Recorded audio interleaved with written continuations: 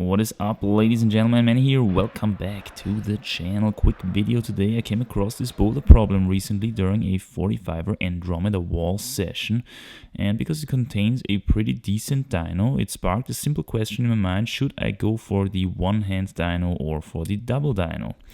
And could there be any clues, on how to be able to tell beforehand which one is more suited for a certain problem and your specific body type, and so on and so forth, Increase the efficiency of your attempts, making you better at flashing, etc.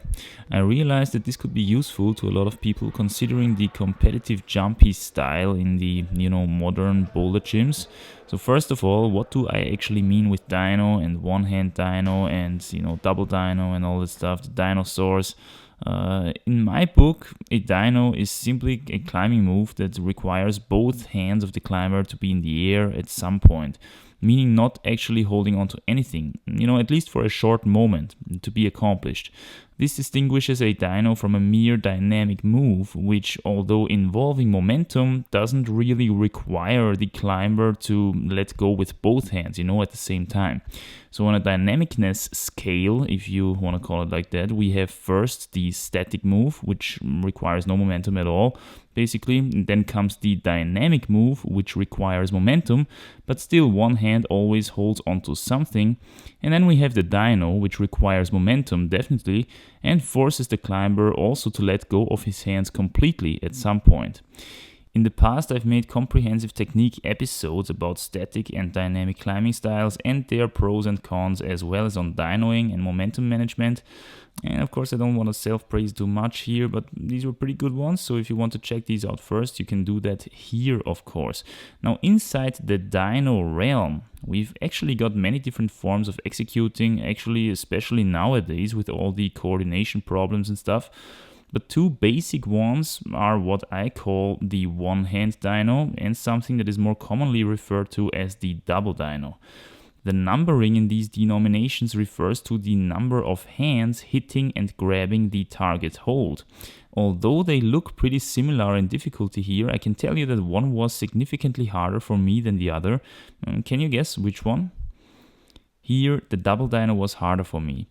Why could that be? Well, first of all, the target hold is pretty good. Not a complete jug considering the steepness of the wall, but very much good enough for me to be able to hold it one-handed, even during that massive swing out, which you're almost always going to get on steep terrain dynos. If that target hold would be worse, I might have been forced to go for the double dyno because I'd be only able to hold onto the target hold when I have both hands on it during the swing out, if that makes sense.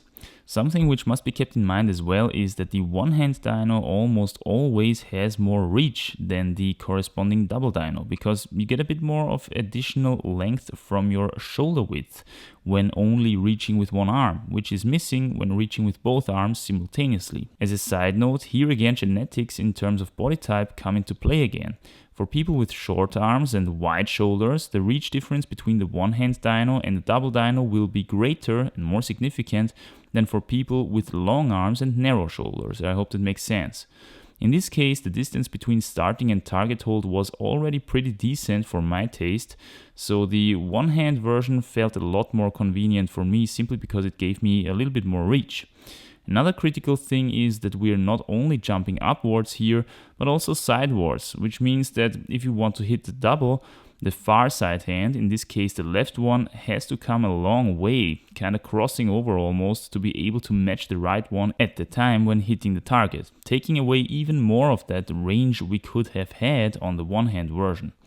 So essentially, a simple formula which could tell you whether to go for the one hand or for the double dyno includes firstly quality of the target hold.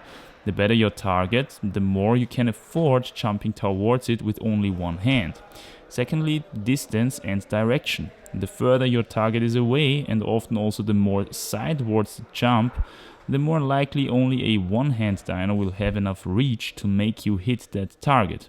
And thirdly, also your body type, wide shoulders and short arms again could have a bit more difficulties on D-dynos in general, on double dynos in general, compared to narrow shoulders and long arms.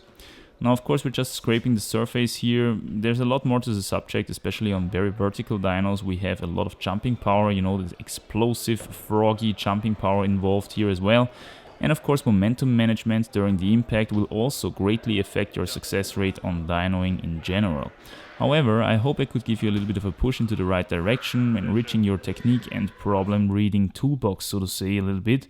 And also, if you're a route setter, maybe you want to force a double dyno, you might want to go for that bad slopey target hold instead of the just super far away complete jog. Anyway, leave a like and a comment as usual if you enjoyed the episode. That's cool, it helps a lot. And until then, stay strong and I'll see you soon in the next one. Bye.